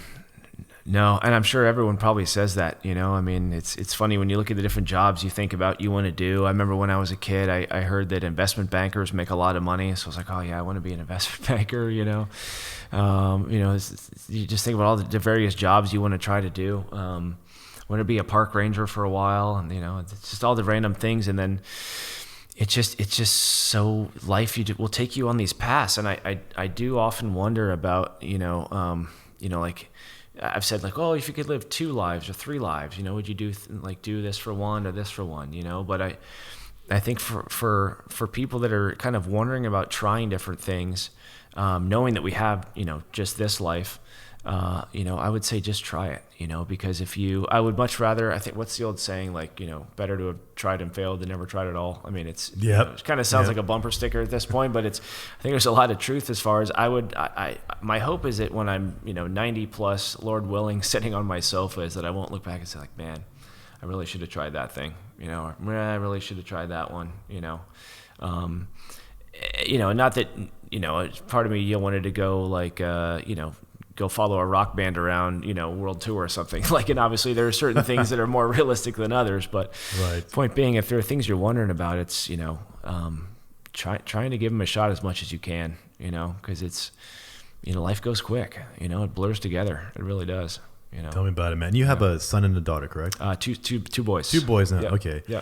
Like if you were to, what would be the biggest piece of advice you would tell them as they get into, especially their teenage years when things are starting to think, okay, here's how the world actually works. I would say just enjoy being a kid as long as possible. I remember being a kid and all I wanted to do was be an adult, because I just wanted to do all the things that adults could do, and it's funny, like I see in our oldest son right now, he's like, Dad, I just want to be an adult. I want to do what you're doing. I want to be able to.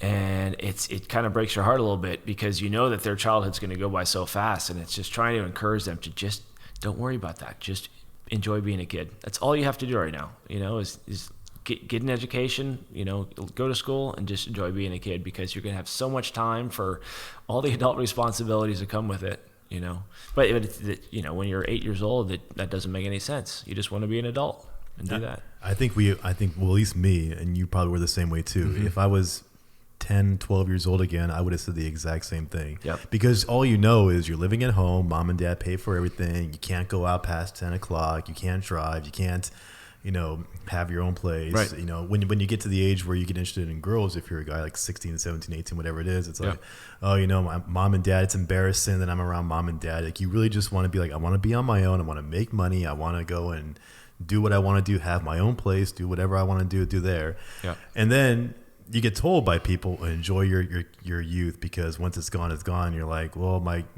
it kind of sucks. I can't do anything. And then you become an adult, and then you get into the real world where you're working, you're commuting. It's harder to actually, keep your health in the same place, as you can't do the same things you could physically at 15 that you can when you're almost 35, 40 years old. Like, I can't run that fast anymore.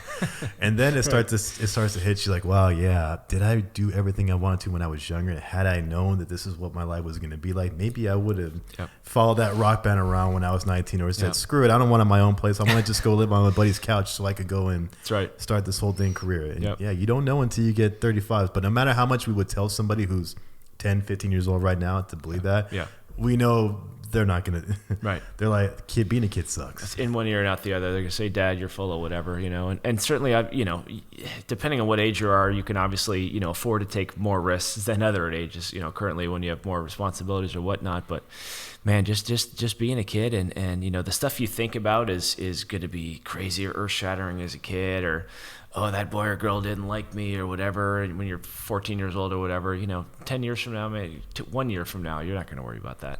Not at all. And then also too, as you get older and you experience more life, you kind of figure out what career you actually want or where you want to actually go. And you're thinking, well, I wouldn't have been able to do that had, I had not made this decision in life. Or, one thing that gets a lot of young men, unfortunately, is that they try to do everything right. Like, okay, I'm going to go to college. I'm going to do my studies. I'm going to study to be whatever, finance, whatever it is, and just hunker down and do that so I can get this really good job when I graduate.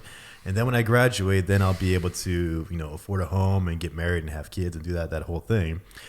And then also, you don't want to bypass those years in your 20s where you can actually enjoy meeting new people. You can enjoy a little bit of traveling. You can enjoy doing things, because if you only focus so much on what you need to do to get that career, then you miss out on that valuable time. Yep. That is a fine balance that I struggled with when I was that age too, because you want to graduate in 4 years from a college. You want to start making money, but then if you don't also balance that with enjoying your prime years, if you will, then Totally. And us as guys, we want to, get very kind of, everything should be very linear.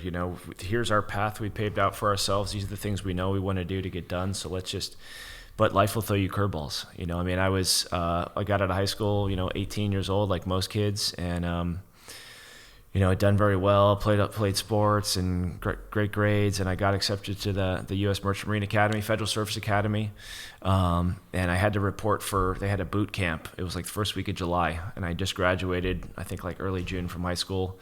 My friends had thrown me a big going away party, like, hey, good luck, good luck to the academy, you're going to be great, and somehow in a couple weeks before I had to show up, I got this horrible bronchitis. And I was like wheezing on an inhaler, and I had never used an inhaler in my entire life. Long story short, showed up to boot camp the first day, in the academy medical department took one look at me and said, there's no way you're going to be able to physically do any of this. So essentially come back next year. We'll save you a spot next year, And so like 8 a.m. the next morning after showing up, I was at the front gate with my bag waiting for a taxi to the airport to fly back home. And as an 18-year-old kid, I mean, it was absolutely devastating, especially after I'd taken so much pride in doing well in high school. I think I got home and for a couple weeks didn't reach out to any friends, didn't want to talk to anybody, just kind of got in my little hole of, remorse for, or sorrow for the whole time. And, in retrospect, it was an amazing kind of curveball that got thrown my way, because it made me stronger. It made, helped me to learn how to deal with adversity and challenges when life throws you, something tough. Went back to the academy the next year, and in the meantime went to a junior college and got to take a bunch of classes and transfer over some credits, which was a huge help. But kind of as we talk about, these like linear paths we think we're going to be on, sometimes you just get with a curveball, and that's just the way life is, and it's how can we respond to it? Can we turn that seemingly really negative thing into a positive? How can we benefit from it, hopefully? That's what we dealt with back then. It's the same thing that's happening now when, young kids, especially young men, are that age and they're not just sort of processing it. Yeah. The difference now is that there's social media.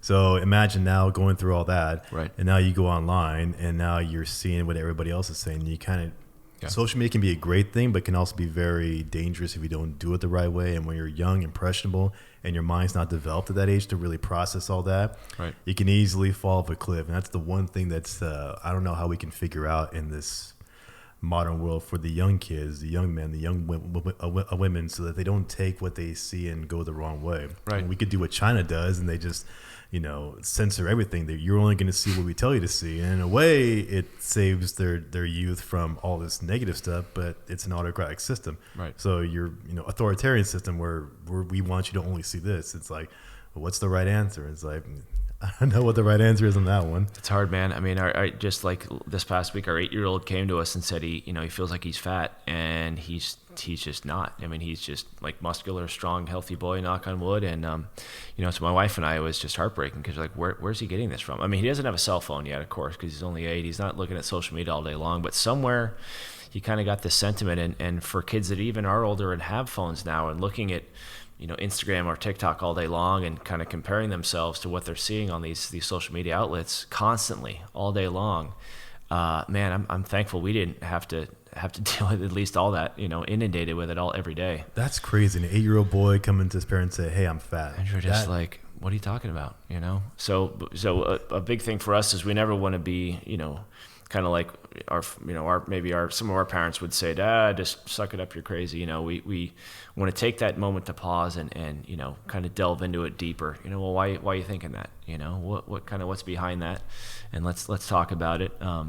But yeah, it's social media it's absolutely changed everything. And the fact that we can get news access to everything literally in 2 seconds. I often, at times, even as a DJ, I struggle with, man, what's the point of even putting together what's the point of spending hours trying to put a whole new mix for people out together when there's like new songs coming out every 2 seconds? I often wonder about that. You really get that sentiment? Like you just got this really cool mix and then the next big hit from whoever comes out and you're like, well, that's out the window. I'm like, really is this brand new mix? Like it's already, it's old like in 2 hours, it's like, so, but then I say to myself, well, it's like, screw that, man. It's like there is still going to be a lot of hopefully joy that you'll bring to people by putting this out. So release it. Well, that's the thing. It's like we talked about in the beginning. Like people come to see you. Like you created a product that people want to hear, and they're gonna love it. And they're gonna enjoy it. No one's gonna care so much that it's not the latest song that came out yesterday, so we don't want to hear it. And that's something that I've learned doing my own thing too. Is that for the most part, people really don't care about that. They care about overall the product that you deliver. So what if you didn't talk about the latest thing that came out 5 seconds ago? No one's gonna say, "Oh, he didn't talk about that, so screw it." It's like they come into and they want to enjoy the music. Right. Honestly, like, if I came 20 years shows and you played me something from 10 years ago, I would never know the difference. I'm like, the beat's awesome. I'm getting into it. It's creating the great vibe. I'm having a great time.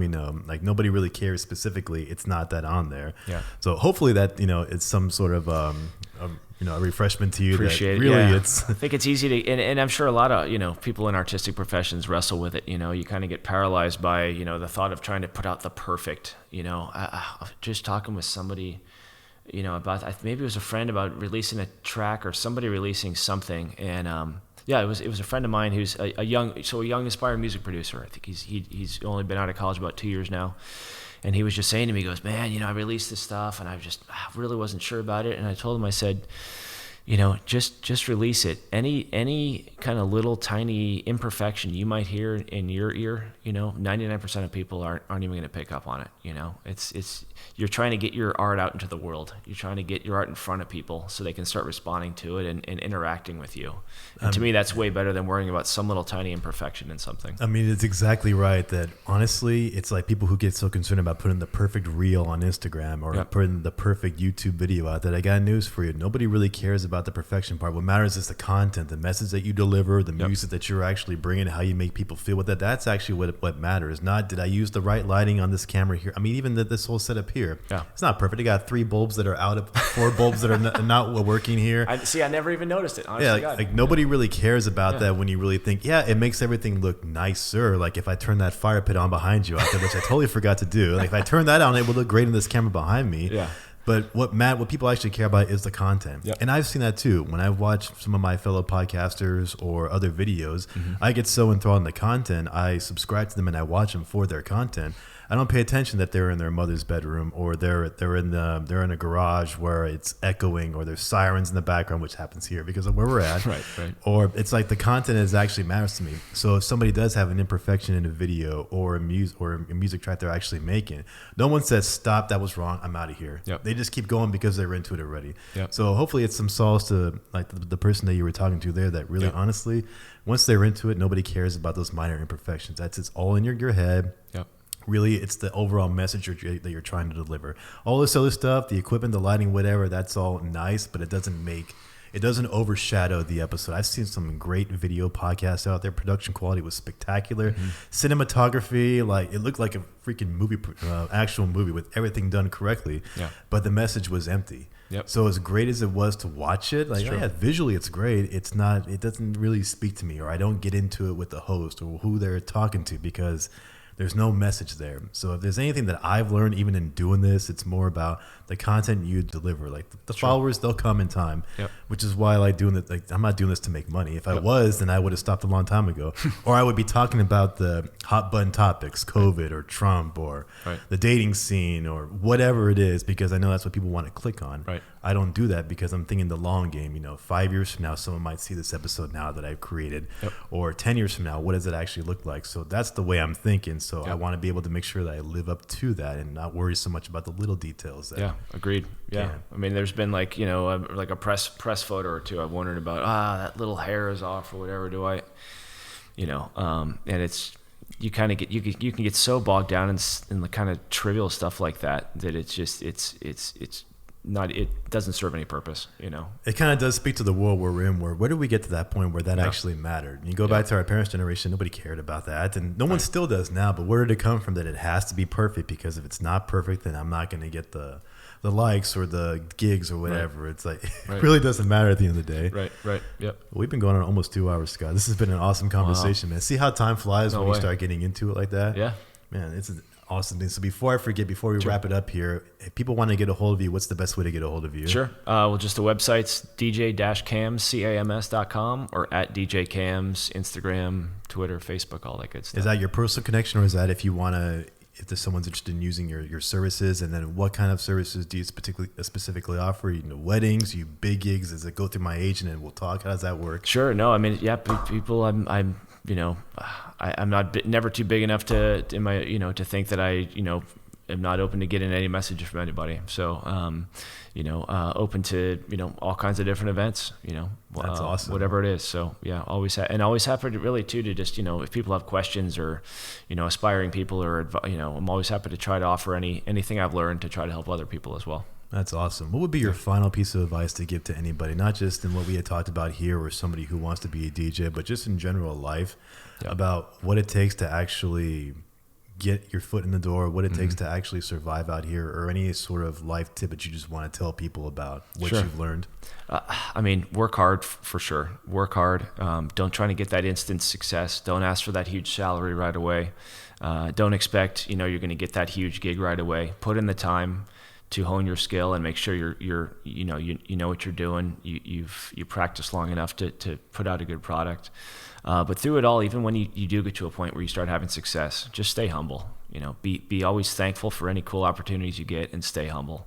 That's awesome. If you're braggadocious or whatever, I don't have any time for that kind of stuff. Well, to give people a timeline, especially aspiring DJs, if you would say, how long did it take you from the time you did your first gig at Lake Tahoe, whatever it was, to the time where you actually did a gig where that was actually a very lucrative gig? What was that time span like? The first mix I ever put out, I recorded in my parents' garage on some small turntables. Was living at home for a little while, and I think it was only a couple months later that I got one of my first regular events. So that was at age what? That was at age 25, 24, 25. Yeah. But I spent hours in the garage practicing, and I think I literally, I wasn't aware of editing or, doing mix. It was all done live. And so if for like a 40 minute long mix, if I messed up at minute 37, then I had to go do the entire thing over again. I didn't know about splicing or whatever.